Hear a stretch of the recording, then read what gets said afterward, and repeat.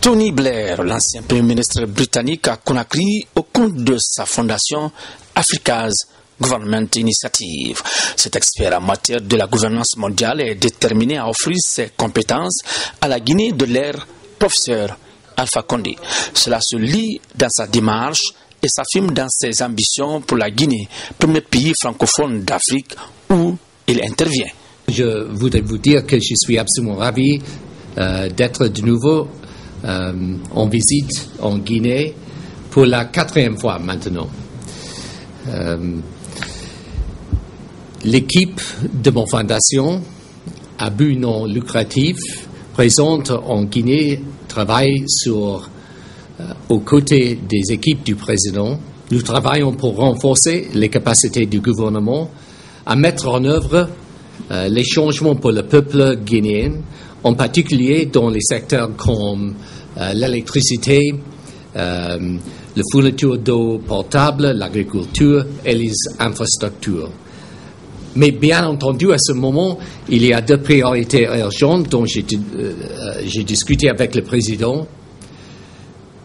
Tout d'abord, je suis absolument convaincu que le président est absolument sincère dans sa volonté de tenir les élections législatives dès que possible.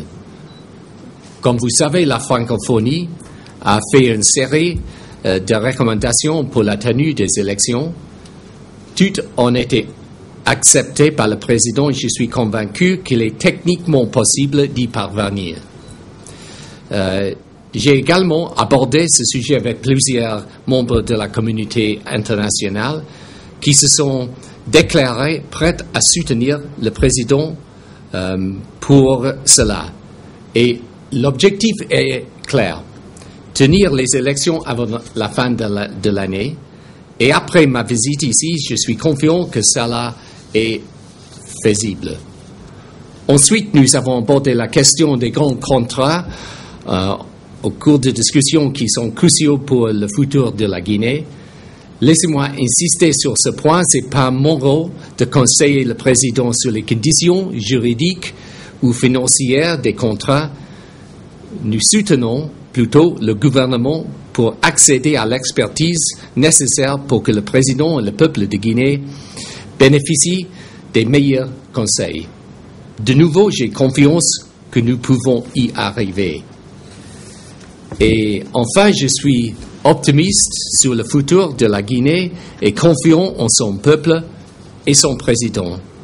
Et je suis sûr que nous pourrons tourner la page cette année et faire encore plus de progrès l'année prochaine.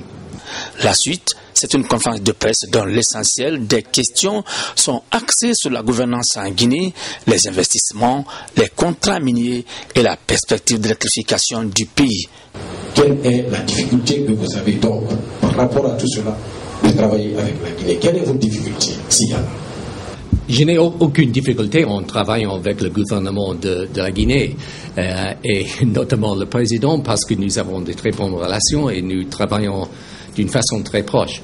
Mais quand même, il faut dire que le défi, par exemple, des contrats, parce que ce sont les choses très très importantes pour le futur du pays et c'est important d'avoir l'expertise absolument profonde pour gérer ces contrats dans une manière pour le bénéfice du peuple de la Guinée. Donc, je crois que c'est tout à fait normal et naturel que ce sont les grands problèmes. Il faut les gérer, il faut les maîtriser. Mais je suis absolument confiant qu'il y a maintenant un processus que le président a mis en place pour résoudre tous les problèmes.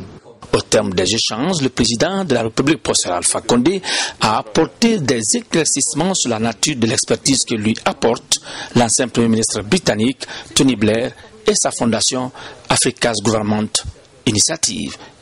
La question de ma sœur ne rentre pas dans les compétences du président Tony Blair. Le président Tony Blair n'a pas à s'occuper des contrats.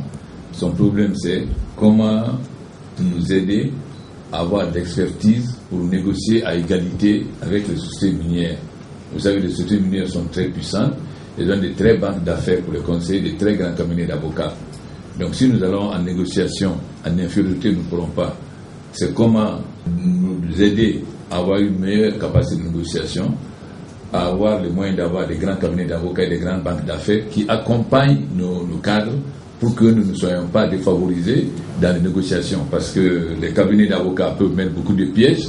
Si nous n'avons pas beaucoup de cabinets d'avocats, on ne peut pas faire face. Et je pense que je tire les leçons de l'expérience avec le tuto. Les cadres étaient tellement omnibulés par les 700 millions de dollars qui m'ont poussé. Alors que si j'avais pris le temps de prendre des cabinets d'avocats et des banques d'affaires, j'aurais mieux tiré. Et si aujourd'hui je ne négocie aucun contrat jusqu'à présent, justement, c'est parce que je ne veux pas bouger tant que je n'ai pas de grands cabinets d'affaires et des grandes banques. Lui, son rôle, c'est d'aider mes cadres